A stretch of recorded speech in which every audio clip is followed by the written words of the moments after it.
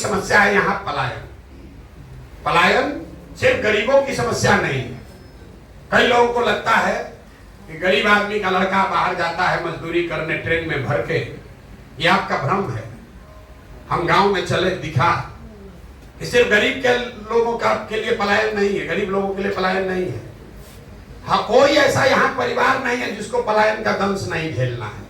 फर्क बस इतना ही है कि गरीब का बच्चा बाहर मजदूरी करने जा रहा है और आपका बच्चा बाहर पढ़ाई या नौकरी करने जा रहा है। जा सब रहे हैं, किसी के बच्चे, किसी को परिवार को अपने बच्चे के साथ रहने का अवसर नहीं है। तो पलायन सबसे बड़ी समस्या है। इसने बिहार में परिवार की परिकल्पना ही खराब कर दी है।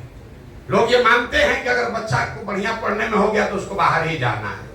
अगर मेरा बच्चा नौकरी करेगा तो इसका मतलब है कि हमको उसको हमसे दूर ही रहना है। अगर कोई बीमार पड़ गया, इलाज कराना है तो बिहार से बाहर ही जाना है। तो पलायन बहुत बड़ी समस्या है। इसको कैसे निपटा जाए, इसको समझिए, क्योंकि सामान्यतः भाषणों में आप ये नहीं सुनते हो।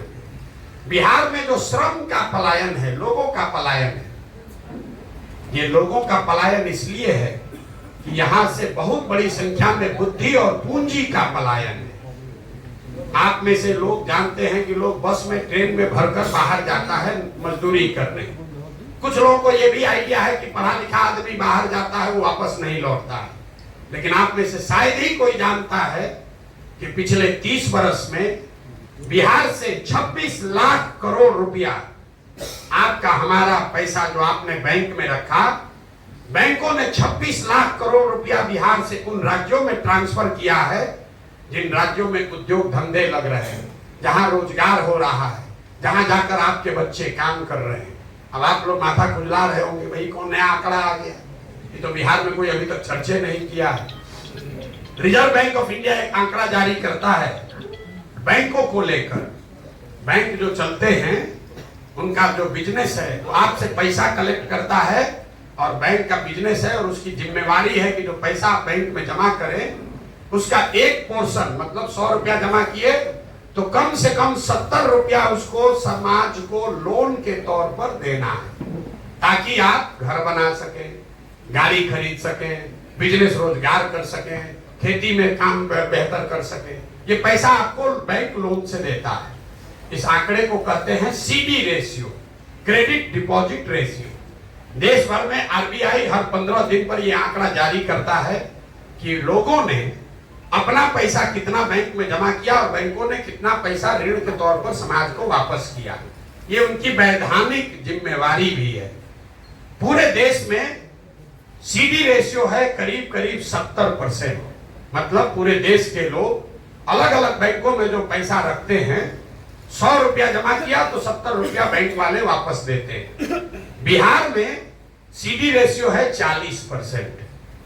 मतलब पिछले फाइनेंशियल ईयर में बिहार की गरीब जनता ने बैंकों में जमा किया 4,61,000 करोड़ रुपया और बैंकों ने कितना पैसा आपको लोन दिया? 1,62,000 करोड़ रुपया। बाकी का 2,80,000 करोड़ कहां गया? ये पैसा जमा हुआ बिहार में, लेकिन एसबीआई ने, एचडीएफसी ने, बैंक ऑफ इंडिया ने, इन बैंकों ने लोन दिया आंध्र प्रदेश में, तमिलनाडु में, गुजरात में, महाराष्ट्र में, केरल में। वहां पर सीडी रेशियो कितना है? 90, 95, 100। अगर आंध्रा में लोगों ने 100 रुपया जमा किया तो बैंकों ने 105 रुपया ऋण दिया। तो बिहार में पूंजी का इतना बड़ा पलायन है। आप जरा अंदाजा लगाइए, आप लोग सब लोग गाड़ी से आए हैं, अगर गाड़ी खरीदने के लिए बैंक से आपको लोन न मिले तो कितना आदमी कम गाड़ी खरीदेगा? आधा आदमी का मोटरसाइकिल और गाड़ी नहीं खरीदाएगा। लेकिन अगर पैसा आपको मिल रहा है तो आप गाड़ी खरीद लिए, उसका ईएमआई भर रहे हैं। अगर ये पैसा मिलता तो आप कितना, समझिए, ज्यादा लोग घर बना रहे होते, कितने लोग नया उद्योग धंधा कर रहे होते। तो जन सुराज की सोच है। और ऐसा नहीं है कि बैंकों की मनमानी है। ये मुख्यमंत्री के चेयरमैनशिप में एक कमेटी है जिसकी ये जिम्मेवारी है कि ये 70% सीडी रेशियो को मेंटेन करके रखा जाए। लेकिन जैसे बिहार में शिक्षक मुख्यमंत्री का बात नहीं सुन रहा है, दरोगा और सीओ वीडियो नहीं सुन रहा है, वैसे बैंक वाला भी नहीं सुन रहा है। ये वजह है कि बिहार में पूंजी की, कैपिटल की बहुत स्कार्सिटी है। आप यहाँ पैसे वाले हैं, आपको नोएडा में घर खरीदना है, वहां बैठे बैठे लोन मिल जाएगा। लेकिन भभुआ में 2 तल्ला घर बनाना है तो लोन लेने के लिए बैंक में 10 को चक्कर लगाइएगा, 20,000 घूस दीजिएगा, तब आपको लोन मिलेगा। ये दुर्दशा जन सुराज की, और इस पर कोई चर्चा समाज में आपने नहीं सुनी होगी। आप यहाँ के, मैं आप दावे पे से कह रहा हूँ, यहाँ के फाइनेंस मिनिस्टर को बुलाइए और उससे पूछिए कि सीडी रेशियो क्या है, तो कहेगा ये क्या होता है। कोई पत्रकार से पूछिए, उसको मालूम ही नहीं है। ये 26 लाख करोड़ रुपया, इतना बिहार सरकार का 1990 से पिछले साल तक का बजट जोड़िएगा, वो भी 26 लाख करोड़ नहीं है। अंदाजा लगाइए कि अगर 26 लाख करोड़ रुपया बिहार के लोगों के पास उपलब्ध होता तो कितने लोगों ने ज्यादा घर बनाया होता, कितने लोगों ने नई गाड़ियां खरीदी होती, कितने लोगों ने स्वरोजगार किया होता। उसने लड़के ने पूछा कि युवा आपको वोट क्यों दे। युवा वोट इसलिए दे कि पहली बार बिहार में कोई कह रहा है कि सरकारी नौकरी नहीं देंगे और तुमको देने का भी चिंता से निकालेंगे। हमें दुनिया में जितने देश बड़े बने हैं, अमेरिका में बैंक का पीओ बन के लोग, बैंक का पीओ का कोचिंग करके अमेरिका बना है। दुनिया में जितने बड़े देश बने, मुसल्लापुर में कोचिंग सेंटर में पढ़ के बना है। जो देश आगे बढ़े हैं वो कोचिंग सेंटर करके या बैंक में या रेलवे में या सेना में भर्ती होकर नहीं बना है। उन राज्यों में, उन देशों में ये व्यवस्था बनाई गई कि बच्चे आपके बढ़िया पढ़ें और पढ़ लिखने के बाद वो रोजगार करने के लिए उनके पास वो व्यवस्था हो, पूंजी हो, सरकार का सपोर्ट हो, ताकि आप स्वरोजगार कर सके।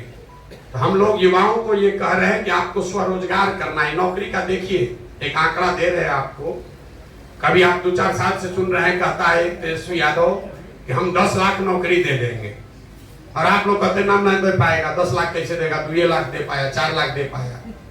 एक आंकड़ा दे रहे हैं, और इससे आरक्षण वाला बात भी आपको समझ में आएगा। पूरे बिहार में चपरासी से लेकर मुख्य सचिव तक जितने लोग सरकारी नौकरी करते हैं, सबका संख्या जोड़िएगा तो आपको पता नहीं है, टोटल 23 लाख आदमी ही सरकारी नौकरी में है।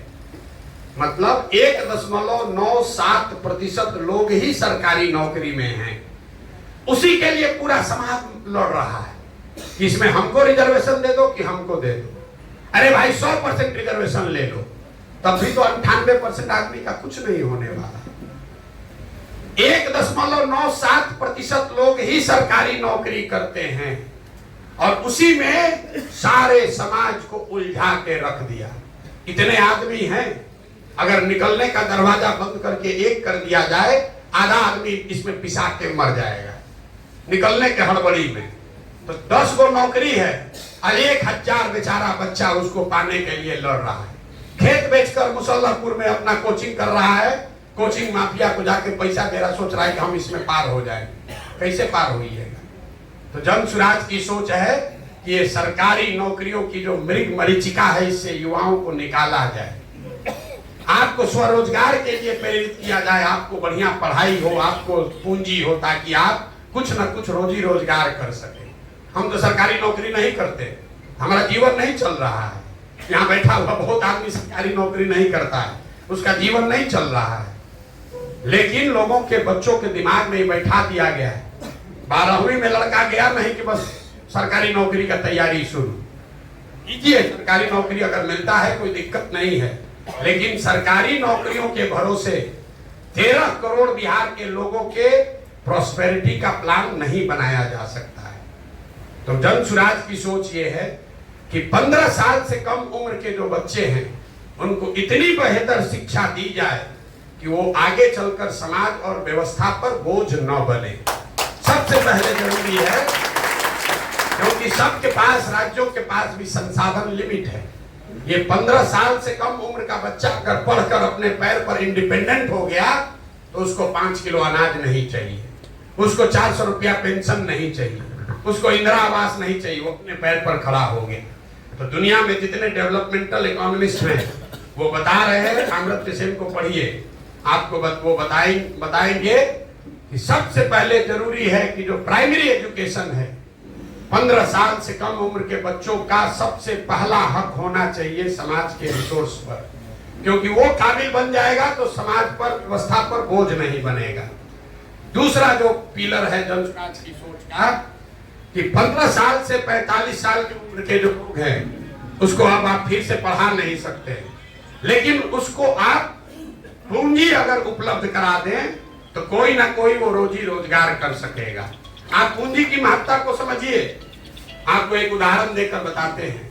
मान लीजिए कि आपको बाल काटने आता है, किसी एक व्यक्ति को बाल काटने आता है, वो सोच रहा है कि हम सैलून यहाँ खोले भभुआ में तो हमको घर परिवार चलाने के लिए 10-20 हजार रुपया मिलने लगेगा।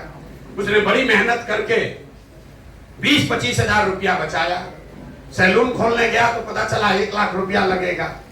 अगर बैंक से उसको 80 हजार रुपया लोन मिल जाए तो सैलून खोल लेगा, 4-5 आदमी को रोजगार देगा, अपना परिवार भी चलाएगा।